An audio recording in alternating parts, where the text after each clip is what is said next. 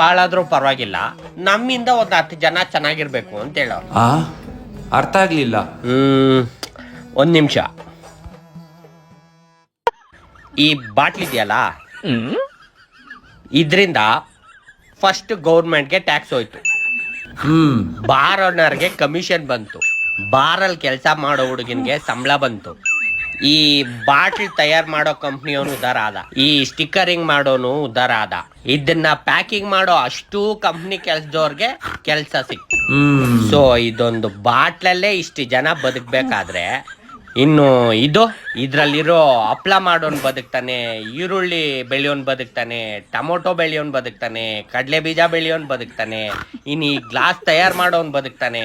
ಇಷ್ಟು ಜನಕ್ಕೂ ಮೋಸ ಮಾಡಕ್ ನಮ್ಗೆ ಇಷ್ಟ ಇಲ್ಲ ಗುರು. ನಮ್ಗೆ ಅದಕ್ಕೆ ಡೈಲಿ ಬಂದು ಅವ್ರನ್ನೆಲ್ಲ ಸಾಕ್ತಾ ಇದ್ದೀವಿ. ಸೂಪರ್ ಆಗಿ ಹೇಳ್ದೆ ಗುರು. ಹೆಂಗೆ ನಾವು